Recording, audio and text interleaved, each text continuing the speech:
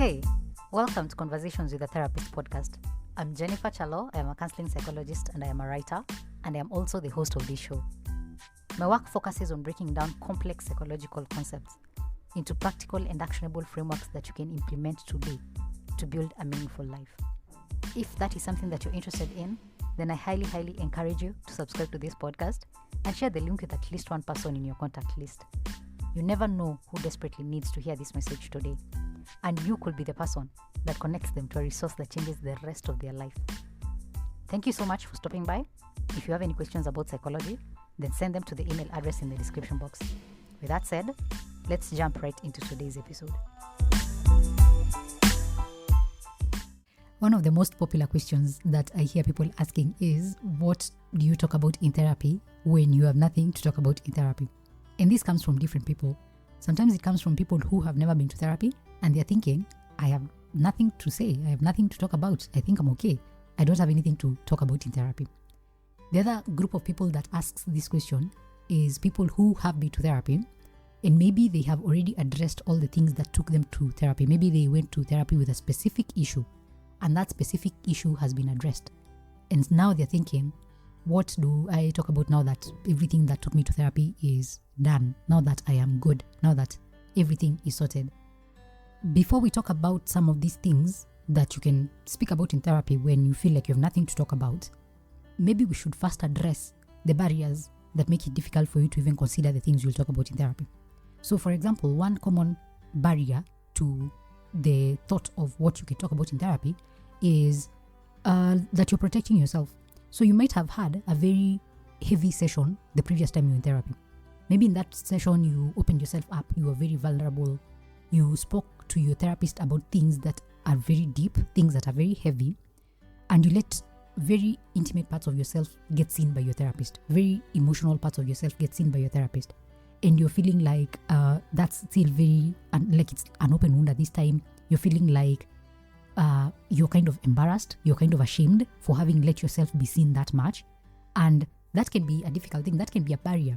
Because you're thinking, why did I let myself get seen that much by my therapist, by another human being? That can be very uncomfortable. It's why we keep saying that vulnerability is uncomfortable. Because you open yourself up in ways that you've never done to other people.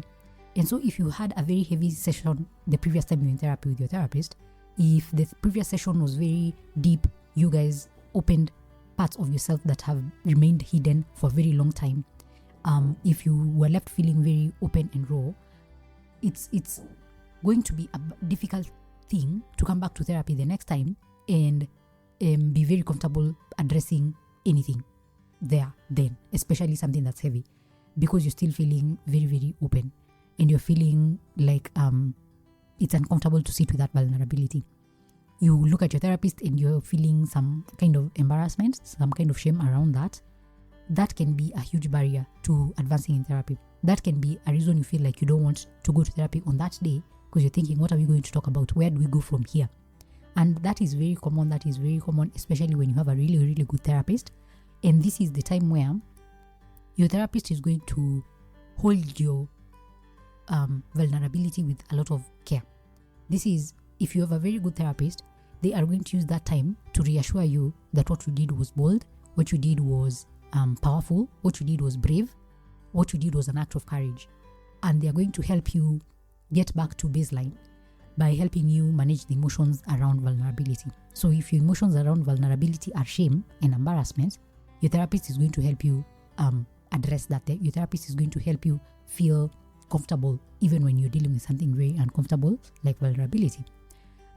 It's also a good time for your therapist to help you address how you're going to handle vulnerability in the future and in future relationships. And the way a therapist helps you handle difficult situations in therapy is going to model for you how you should handle difficult situations in your real life. That's why therapy is powerful in that sense. So if you've had a difficult session, if you've had a heavy session the last time you're in therapy, the next session is always going to feel like, I think I have exhausted myself. I have given everything I had to give. I don't know what else to talk about today in therapy. And it's completely understandable. I will highly encourage that you actually do go to therapy on that day, that it feels like I have nothing else to say after what we talked about last session. Go and talk to your therapist about that.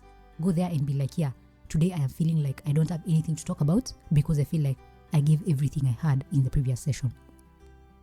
Another thing that could be blocking your capacity to discuss anything in therapy on that day could be that you are mentally elsewhere. Maybe you have had a difficult day, or you have had a difficult situation, or you have had an exciting situation. It doesn't have to always be a bad thing.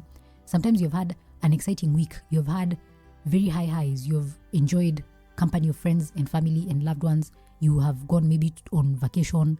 You are really, honestly, in a very different place. Or you have a lot of work and you have other things on your mind that are occupying your time. So when you go to therapy, you're thinking, I honestly do not have the capacity to talk about anything today because my mind is elsewhere. Again, highly encourage that you actually do go to therapy on that day. Go and tell your therapist that, honestly, I am not here. My mind is elsewhere.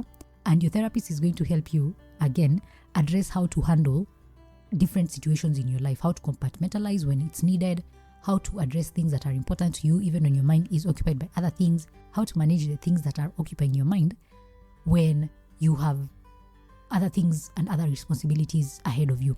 So again, it's not always a bad thing to have your mind occupied by other things. But if that's the reason you're not going to therapy on that day, or you're feeling like I have nothing to talk about with my therapist, then again, highly encourage that you go speak to your therapist and let them help you learn how to compartmentalize if it's needed. Another reason you could be feeling like you have nothing to talk about in therapy is maybe you are upset with your therapist. Maybe you went to therapy, you had a really good session or a difficult session, and maybe actually you had a really good session, and somewhere along this, or whether you had whatever kind of session you had, somewhere along the lines, your therapist did or said something that upset you, something that made you uncomfortable, something that made you feel unheard or unseen, something that made you feel judged, right? And maybe, of course, I am assuming this was unintentional. Your therapist is not out to get you. Most good therapists are not out to get their clients. They are actually on their client's side. So I am trying to reassure you right now.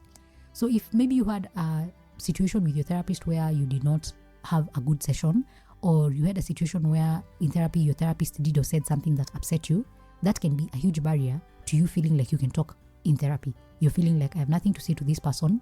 I don't know if I want to be in their presence today. I don't think that's a way I want to spend my hour. Again, I will highly encourage that you do go to therapy even on those days that you're feeling like your therapist has upset you and you do not have anything to say to them because you're still in a bad place. This is the thing that we call the cycle of rupture and repair in relationships. And remember, therapy is just a relationship like any other relationship that you have, only that in this relationship, your therapist is there to help you succeed. Yeah. And your therapist is 100% on your side. Your therapist is an objective party who is not going to contribute to your hurt. Your therapist is supposed to help you get better, become better in the different areas of your life that you're trying to develop. So, if you've had a session where your therapist upset you in one way or another, go to therapy and talk about that in therapy. Talk to your therapist about that situation that hurt you. When the therapist hurt you, when the therapist upset you, when the therapist said something that did not make you comfortable, that was a rupture. And you can only repair that rupture with your therapist. Even if you talk about it with other people, at the end of the day, the person that you are in conflict with at this time is your therapist.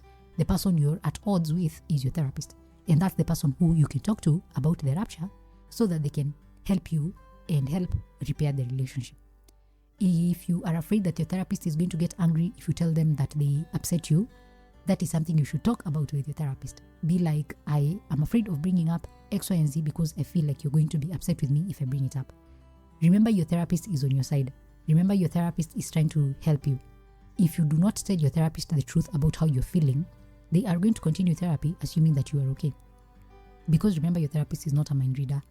If they continue with therapy thinking that you are okay, kumbe you are not okay, and you've been keeping things out from them, then you're only going to hurt yourself even more.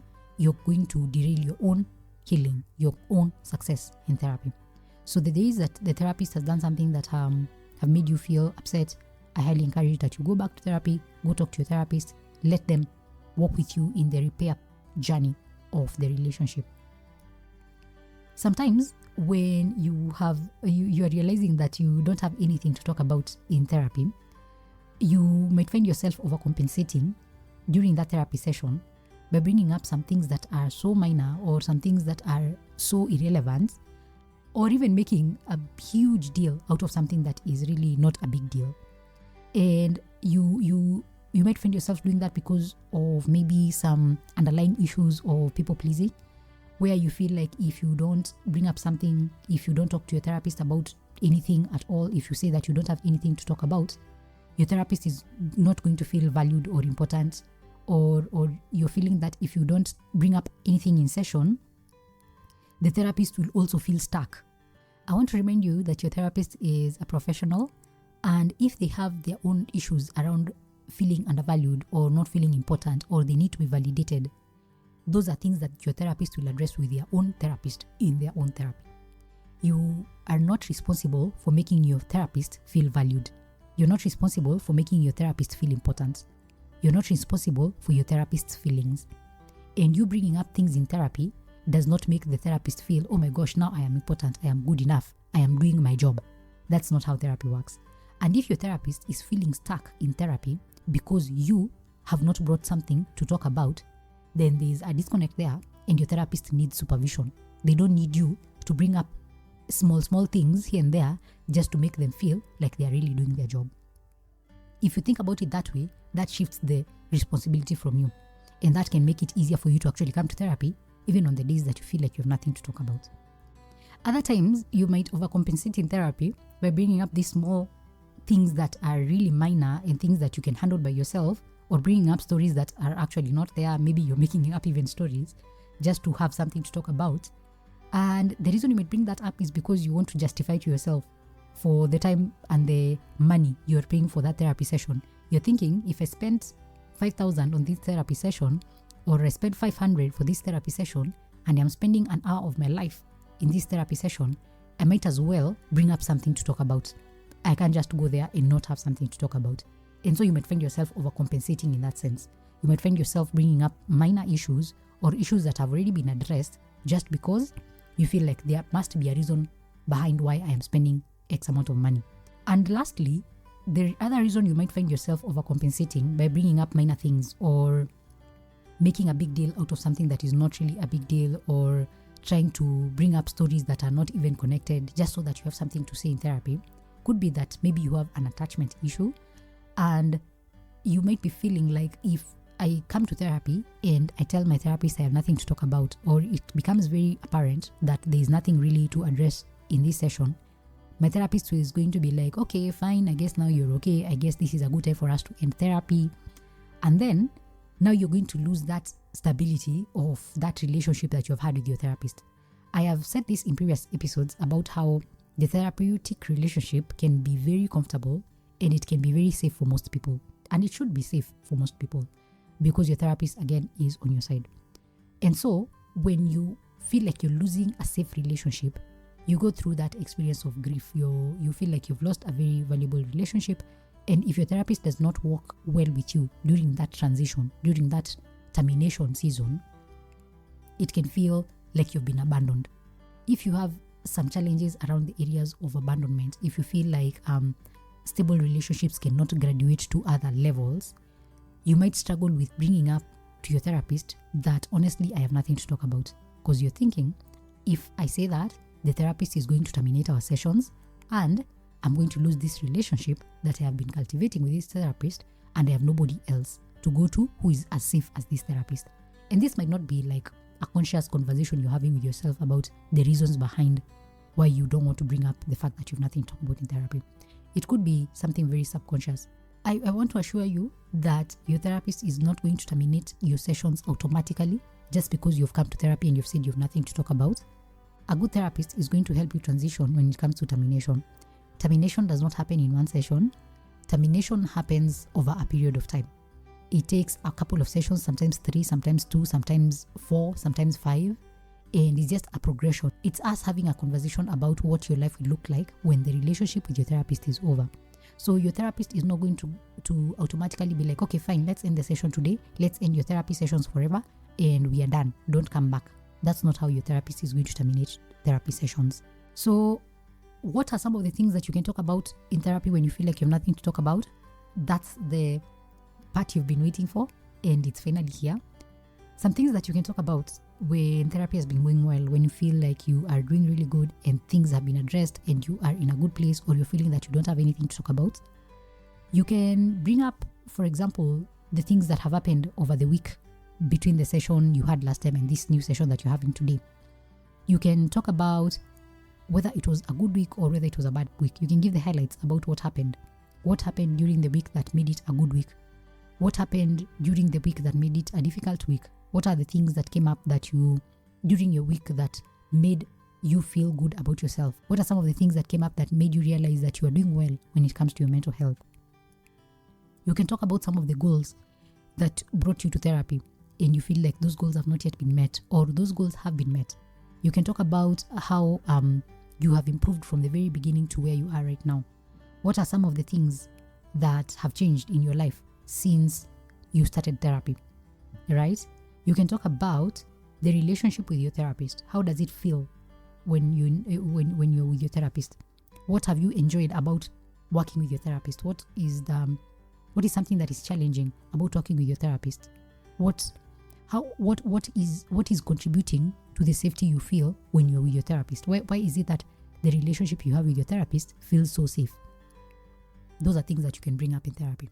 On those days, especially when you feel like there's really not much to talk about, you can start with how you're feeling on that particular day, or what you're thinking on that particular day you're in session. What is occupying your mind? What have you been thinking about on the days that you have been out there in the world outside of therapy? You can talk about some of the things that triggered you over the week since the previous session. You can talk about uncomfortable thoughts that came to your mind. If your therapist had given you some homework between the last session and today, you can talk about how that homework went. What came up for you when you were doing that homework? What were you thinking? What are some of the light bulbs that you got when you were doing the homework? What are some of the challenges that you experienced when you were doing the homework? How did you do the homework? Did you involve other people? How did they react to your involvement of them? You can also talk about the things that brought you to therapy and the things that you've learned about those things that brought you to therapy. So, for example, if the reason you came to therapy was because of a relationship issue, you can talk to your therapist about how that experience has been since the beginning to now. How has that relationship changed? How has that relationship grown? Has that relationship ended? What has changed in you when it comes to relationships in general, not just that one relationship that brought you to therapy? You can talk about how you ordinarily feel when you have to come to therapy. Do you have any expectations? Is there anything that you don't enjoy about the process of coming to therapy? You can talk about whether you find yourself spending a lot of time when it comes to preparing for therapy. Do you over-prepare? And what is contributing to you feeling that you need to over-prepare? You can talk about some of the major issues that have happened in your life, the major changes and challenges that you have experienced in your life. Did somebody that you love and care for, a friend maybe, move to a different city or a different country, and now you feel like your friendship is kind of in a very precarious situation? Has a family member passed on? Has a family member given birth? Has there been an addition to your family, right? Has a friend changed their career? How does that make you feel about yourself and your job and your career? Has somebody been diagnosed with an illness? Yeah, there's always something. You can talk about sex and sexuality. That's a big part of being human. You can talk about some of the issues you have around that area. What are the challenges that you experience? How does sex and sexuality affect your mental health and your sense of well-being? It's okay to talk about all those things. You can talk about your mood. How does it change from hour to hour? How does it change from day to day? How does it change from week to week? How has it changed from the beginning of therapy to where it is right now? How do you feel when it comes to managing your emotions? Do you feel like you have a grip on that? Is that something that you still struggle with? Are there things that have been helpful? Are there tools that your therapist has equipped you with that have been helpful in managing your emotions? You can talk about loss and grief. You can talk about the feelings of loss you've experienced, maybe because of things you've had to let go of, dreams you've had to let go of. Maybe there's something that you always wanted in this life, but you've come to realize that you will never get to have it. Maybe there's a dream or a goal that you had from when you were very young, and suddenly life is confirming to you that probably this is a goal I will never achieve, or this is a dream I will never get to have. Yeah, you can talk about those things. You can ask your therapist about how to handle that grief, how to handle that loss, how to transition well from one stage of loss to the next stage of loss, and eventually to acceptance that some of these things are never going to happen.